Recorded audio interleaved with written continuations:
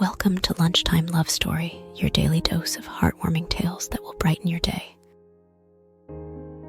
Join us as we explore love, not just the romantic kind, but the self-love that empowers,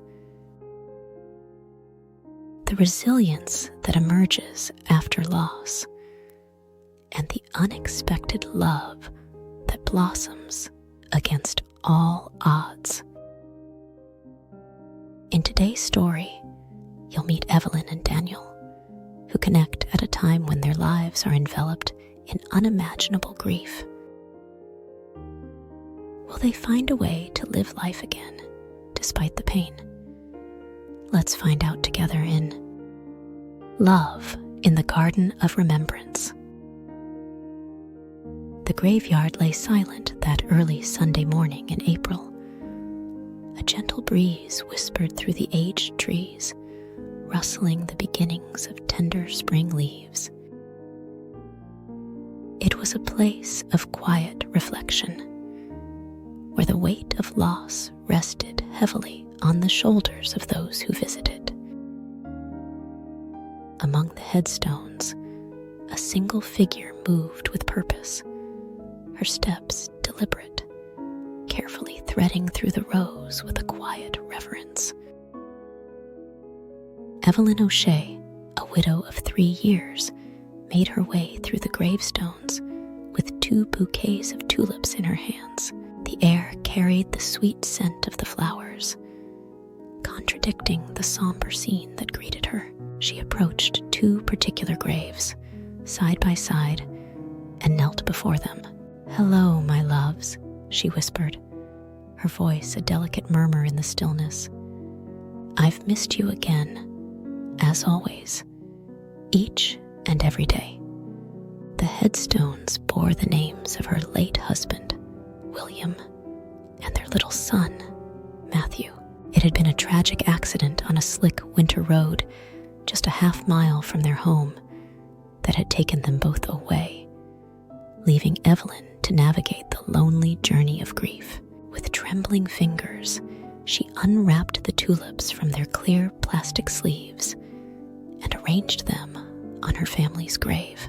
This was the ritual she repeated every Sunday morning, a sacred act of remembrance. The cemetery was her church now, her place of worship. The only place where she felt connected to the man she once loved and the child she would never see become a man. As Evelyn lingered by the graves, a movement beside her caught her attention. She turned to see a visitor standing a few yards away, his gaze fixed on another headstone she'd passed by so often. The engraving of the woman's pretty young face and the inscription in the creamy granite below reminded Evelyn that she was not alone in that sudden, inexplicable loss that shattered lives and souls forever. She had committed the inscription to memory.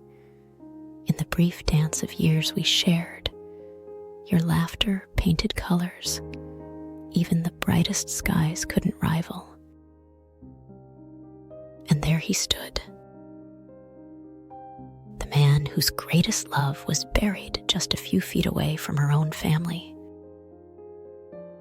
Over the years, on every Sunday, rain, snow, sun, or sickness, nothing kept her away from her weekly visit. Yet she'd never seen anyone tending to the woman's grave.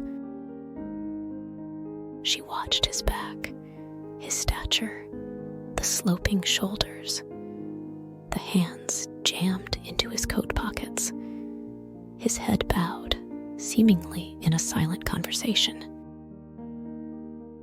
A sense of recognition flitted through her, as if their shared pain created an unspoken connection. She understood better than anyone. The world had dealt them both a terrible hand.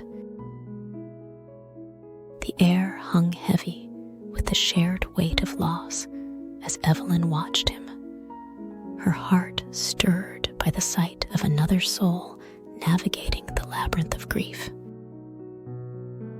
She grew still as he rose and suddenly turned towards her. Their eyes met, and at that moment, an unspoken understanding passed between them. No words were necessary. The language of grief was universal. "Elizabeth," he said, his voice a fragile whisper. "She was my wife." Evelyn nodded in understanding. "William, my husband," she said quietly, pointing toward the headstones. And as her voice wavered slightly, "And Matthew, my 6-year-old son." The man moved toward Evelyn and looked into her eyes in a way only another who had lost so much could. He didn't say he was sorry, didn't add a worthless platitude. He looked at her without words, but with every level of understanding that Evelyn had never found in anyone before, even amongst her own family. In that exchange of glances, a silent kinship was forged.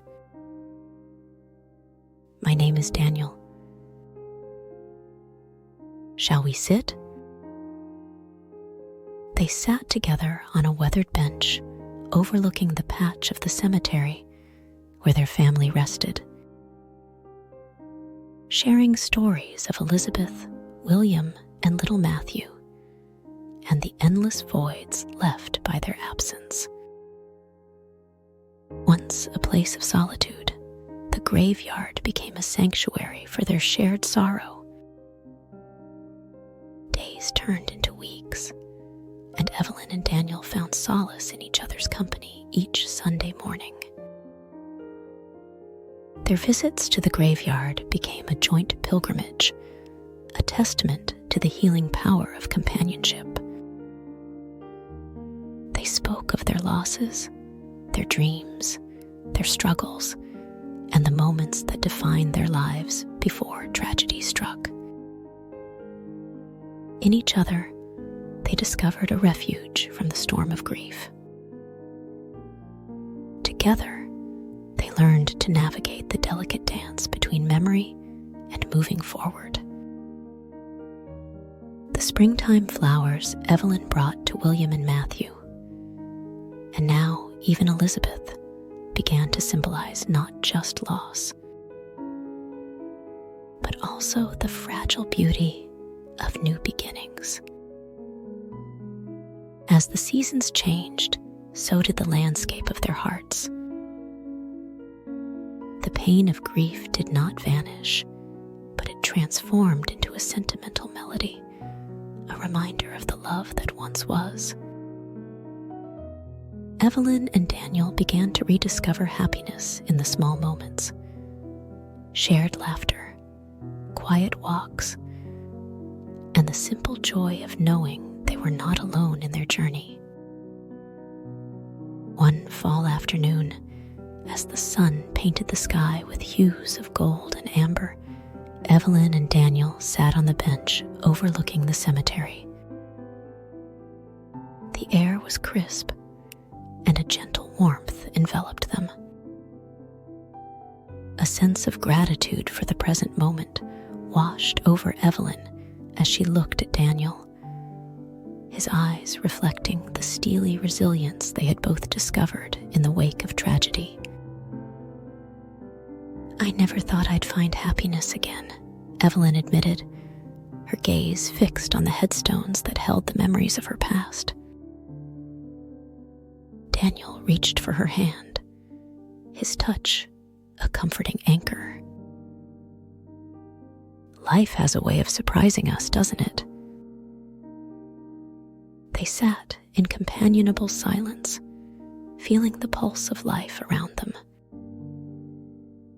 The rustling leaves, the city's distant hum, and the cemetery's quiet solemnity.